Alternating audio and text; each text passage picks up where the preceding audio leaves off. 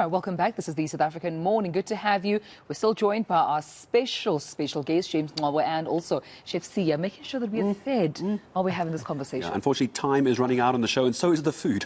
Yeah. Some of the nicest food we've had in ages. So Chef Sia still with us. And just before we say goodbye, Chef, first of all, congratulations on all of this. Thank you so much. This has been wonderful food. I'm going to be a bit cheeky if I can, though. I hope you don't mind. Father's Day, in case you forgot, coming up on Sunday. A last little minute trick, something nice and easy. What would you recommend? Maybe something you've made here very quickly? So if I'm cooking on Sunday, I make it simple. Chicken is a to-go meal for me. I like a light white meat. Just we spatch cook the chicken out on the braai. We make the bread out on the braai with some chakalaka. That's my lunch. And it's all outside on a braai. Outside on the braai because you just want to have some fresh air. Right. It's a little cold, but yeah, it works. The braai will warm you up. Thank you so much for coming in. We've loved the food. Appreciated having you in as well. Such a different take on local cuisine. It's beautiful. As well. And it's exactly what he spoke about. You know, taking our local food, giving them that international, standard. It's absolutely amazing. It's exactly the way you described it, and it's actually on past standards. But what do you have for us right now, Chef? What I have here is one last dish of the day. This is sam. Wow. It's basically sam and tripe. Okay. So the tripe will crusted it with biltong because tripe is often fatty. Are you so okay? Crunch it. Poor Tumza doesn't know what to do. I just want to put this out there. We have to come in so early in the morning for the show. I stopped for biltong at a garage. They would not open for me. Malibongo, I'm exposing you. That garage on Malibongo, I'm having my biltong now. Because it was early and they were closed. Thank you, Chef. Thank you. Biltong store is open at 3 o'clock in the morning. I know. Thanks, Chef. I can't wait. No, this is great. We are definitely going to have you back again, Chef. This is fantastic. Thank you so much. Yeah. It really is. Now, speaking of different tastes and different cultures and ways of looking at things, here we talk about different tastes, international markets, and indigenous languages. How brave, you spoke about being brave earlier, James Ngcobo. How brave would it be to take an indigenous language play over to the UK? Or is it still just too local? No, it's not too local at all. You know, it's something that we absolutely looking at doing to take work, because if we can be in Avignon in the south of France and watch an amazing piece that is watched by people from all over the world and they get to understand it. South African languages can travel. I mean, years ago, a guy called Welcome Somi did a translation of the Scottish play Mabata, and it went everywhere. And myself as a producer, I started. There's a writer called Moachim Dise. I commissioned a piece called Lepatata, which was about the Batlapping set in 1857. You could see the characters dressed in Victorian garb, which told you that the white people that arrived in South Africa, but it was this love story. I've produced work in Sipedi. There's a translation of a work by Professor. Shate. Just had to put that out there, by the way. Eskem Patel, who I absolutely love. He wrote a story called Father Returns Home, and I found a published Sepedi writer who translated it into Tate Itahai. We staged it, and Clive Matibe directed it. We had people who drove from Hampatele, from Limpopo to come and watch I've done pieces like Musadi Ong Nelly and Yena, and we've been producing indigenous theatre in indigenous languages, and what it does, it brings an audience that you've never seen at the theatre.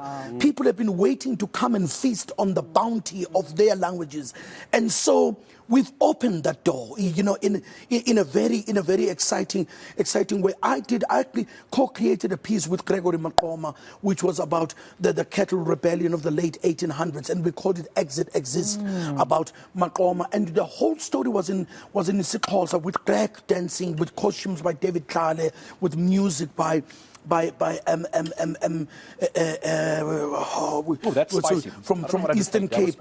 We took that piece, taught the world. It went everywhere, and as long as there's clarity in the story and there are very clear hands of a director who thought about the work very well, when people sit, they transcend the fact that it's in a language that they might not understand. But also, speaking of closed doors, how much of an impact did COVID have on theatre? I mean, we're just talking off air about technology having to come into, to bridge that gap so your audiences can still experience theatre. But even also, Gareth, when we spoke to some artists saying they leverage off of the energy from the audience, from live audience members, right? So whenever there is technology in between, it can get a bit, lonely. However, it still had to be done in COVID. But take us through your experience. I'll tell you very quickly. Last month, I had an interview with BBC, and it was myself, an artistic director from Abu Dhabi, one from Jaipur, one from Chile, and one from Osaka. We were 5 artistic directors who worked in spaces where we practically refused to have the spaces closed during COVID. At the market, it closed for the time when the president closed the country. Right, declared the national state disaster. We opened the spaces and we went into the area of shooting work. But if you're not using the right technology, you're wasting your time. Things need to be shot properly. So it that can't be clumsy. It can't be done. You know what I mean? You're going to lose an audience. Yeah. The problem is if you get it wrong once, technologically, people are not going to come back because they're not going to believe you're going to get it right the next time. We're going to make this a quick fire answer because you are the incoming artistic director at the Joburg City Theatre. What's going to be different? Very quickly. So think for a moment. You're an actor. You're on stage. You've got 60 seconds to tell me, and go.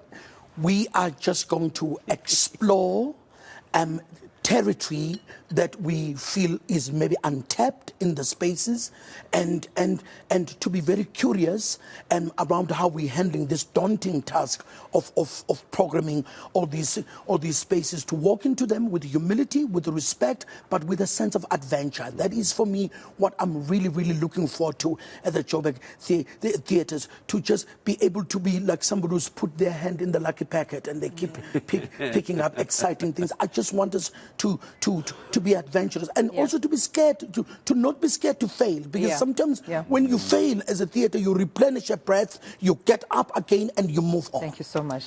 James, wishing you all the very best. I want to go work in a theatre now because James is... I want to go now to the Joburg Theatre every day. Every single day.